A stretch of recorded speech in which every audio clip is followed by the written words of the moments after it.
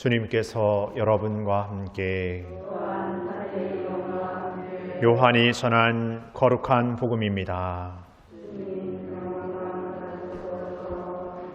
그때 예수님께서는 유다인들에게 내 아버지께서 여태 일하고 계시니 나도 일하는 것이다 하고 말씀하셨다. 이 때문에 유다인들은 더욱 예수님을 죽이려고 하였다.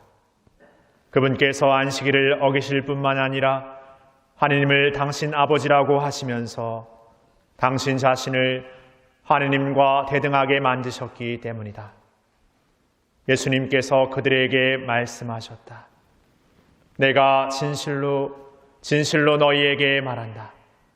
아버지께서 하시는 것을 보지 않고서 아들이 스스로 할 수 있는 것은 하나도 없다. 그분께서 하시는 것을 아들도 그대로 할 따름이다. 아버지께서는 아들을 사랑하시어 당신께서 하시는 모든 것을 아들에게 보여주신다. 그리고 앞으로 그보다 더 큰 일들을 아들에게 보여주시어 너희를 놀라게 하실 것이다. 아버지께서 죽은 이들을 일으켜 다시 살리시는 것처럼 아들도 자기가 원하는 이들을 다시 살린다. 아버지께서는 아무도 심판하지 않으시고 심판하는 일을 모두 아들에게 넘기셨다. 모든 사람이 아버지를 공경하듯이 아들도 공경하게 하시려는 것이다.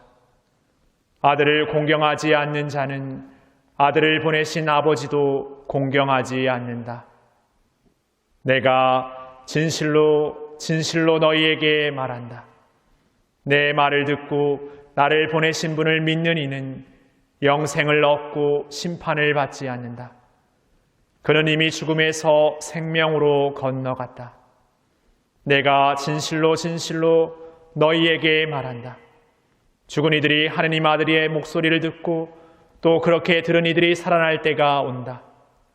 지금이 바로 그때다. 아버지께서 당신 안에 생명을 가지고 계신 것처럼 아들도 그 안에 생명을 가지게 해 주셨기 때문이다. 아버지께서는 또 그가 사람의 아들이므로 심판을 하는 권한도 주셨다. 이 말에 놀라지 마라. 무덤 속에 있는 모든 사람이 그의 목소리를 듣는 때가 온다. 그들이 무덤에서 나와 선을 행한 이들은 부활하여 생명을 얻고 악을 저지른 자들은 부활하여 심판을 받을 것이다. 나는 아무것도 스스로 할 수 없다. 나는 듣는 대로 심판할 따름이다. 그래서 내 심판은 올바르다. 내가 내 뜻이 아니라 나를 보내신 분의 뜻을 추구하기 때문이다. 주님의 말씀입니다.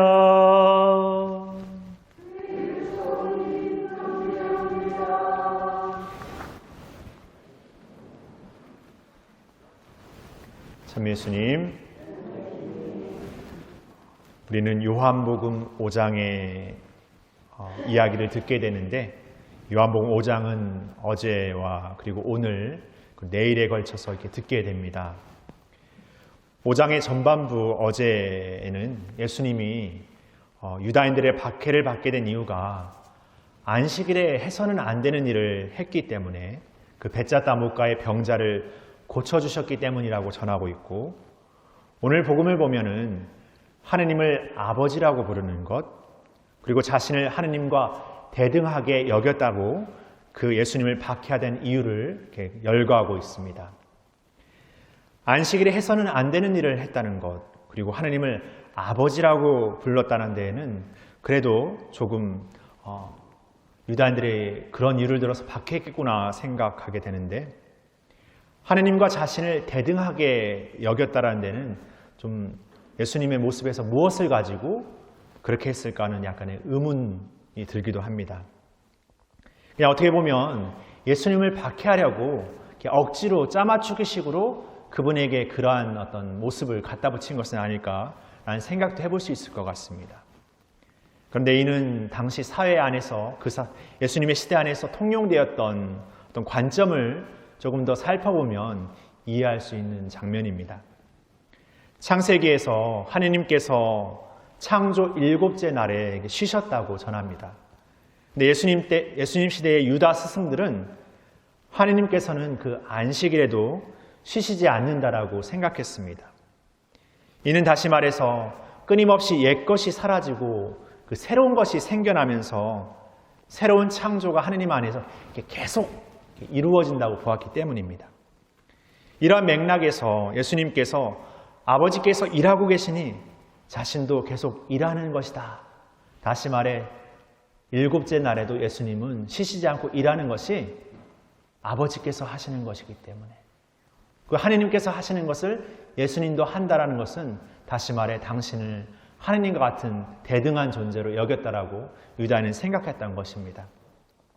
유다인들의 생각을 변호하자고 이런 말씀을 드리는 것이 아니라 예수님 스스로가 당신을 하느님과 대등한 존재로 여기셨던 데에는 당신이 보여주시는 삶의 그 모든 것에서 하느님의 아드님으로서의 어떤 모습이 곳곳에 숨어져 있기 때문입니다.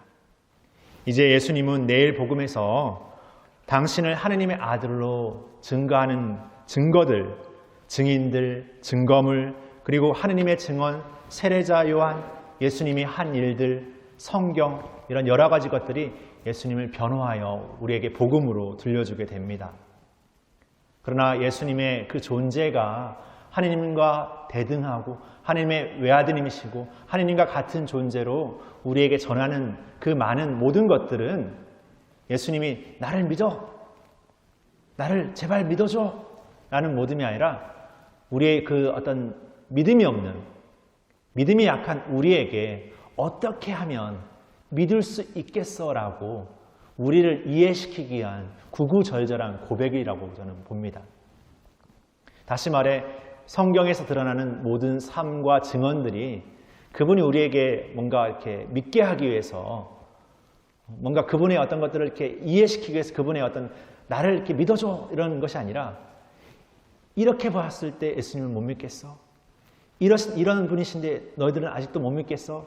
이렇게 말하고는 조금은 같은 내용을 갖고 좀 비슷한 논리인 것 같지만 이 모든 것들이 우리를 위한, 우리가 믿게 하기 위한, 우리가 이해하기 위한 그분의 방법의 어떤 여러 가지 수많은 것이라고 말해볼 수 있겠죠. 어떻게 보면 그분은 우리에게 그 수많은 증언이 필요하지 않고 그냥 그분 자체로서 이미 충분한 분이셨습니다. 증거가 필요 없습니다. 그분 자체가 하나님이신 그 존재로서의 부족함이 없기 때문입니다. 뭔가 증거해야 되고 증언해야 되고 뭔가 보조해야 되고 뭔가 보태야 되는 것들은 다 우리 모두를 위한 것이었습니다. 오늘 예수님께서 당신 스스로가 할 수 있는 것이 아무것도 없다라는 고백, 다시 말해 그냥 하나님께서 시키는 일을 그냥 내가 그냥 하는 것이다 라는 그 고백 안에는 어떤 수동적이고 맹목적인 어떤 의미기보다 하나님과의 완전한 일치 안에서 드러나는 하나님의 일을 하는 당신의 삶의 그 전체를 완전함으로써 우리에게 표현하여 말하는 것이 아닌가 생각합니다. 다시금 말해서 당신 자신을 완전히 내어줄 수 있는 존재로서의 하느님, 그것을 온전히 완전함으로 입고 계시는 예수님, 그 존재가 갖고 있는 그분의 모든 삶과 행동과 모든 것이 바로 하느님에게서 드러나는 그 모든 것이라는 것을 알려주는 것이죠. 다시 말해 우리가 이 신앙을 산다라는 것, 이 신앙의 완전함을 산다라는 것은 바로 우리가 그분으로부터 그분의 전적인 그 사랑의 어떤 그 모든 것을 우리가 받고 있다라는 확신에서 비롯되는 것이죠. 그냥 그분이 주시는 어떠한 좋은 선물들, 그냥 인간적인 생각에서 나에게 도움이 되는 것들을 받고 있고 뭔가 나에게 불편한 것들은 그렇게 받고 싶지 않고 약간 이렇게 뭔가 저울질하는 혹은 때의 어떤 상황에 맞게 내가 필요에 따라서 이렇게 받아들이는 어떤 속셈, 어떤 내 합리화의 마음들, 그런 마음에서 드러나는 어떤 나의 행위들은 완전하지 못한 것이죠. 늘 구멍이 숭숭 있습니다.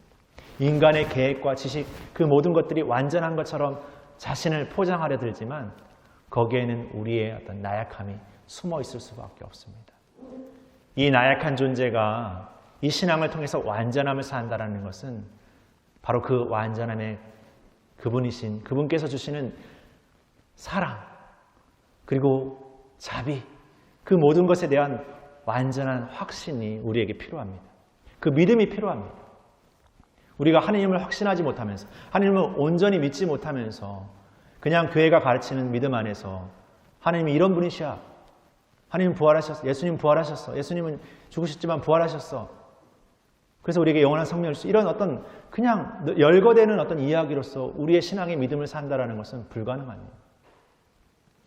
우리의 온 존재가 그분의 삶에 완전히 흡수되지 않는다면, 그분의 사랑에 완전히 우리가 동화되지 않는다면 우리는 끊임없이 흔들리는 존재로 살아가지 않을까 싶습니다. 현실적으로도 우리는 그렇게 살아가고 있죠. 그러기에 우리가 늘 다시금 그분께 기도하고 청하는 것은 우리에게 그러한 믿음을 주십사하고, 이것이 우리의 힘으로, 우리의 계획으로, 우리의 머리로 되어지는 것이 아니라 우리가 그분께 끊임없이 마음을 열고 나아갈 때 그분께서 사랑으로 채워주신다라는 것, 사랑으로 깨우쳐 주신다라는 것을 우리가 고백하는 것이죠. 그러기에 우리 신앙은 이 부족한 존재가 완전함의 것을 입을 수 있는 그 불가능을 넘어서서 진정한 그 완전함의 존재로서의 삶을 우리의 삶으로 증거해 나가는 것이죠. 내가 할 수 있는 것은 아무것도 없지만 그분의 능력과 그분께서 주시는 은총에 힘입어서 모든 것을 하고도 남는다는 그 바오로 사도의 고백처럼 우리도 그 삶에 여한이 없다라고 고백할 수 있는 우리가 되는 것이라고 생각합니다.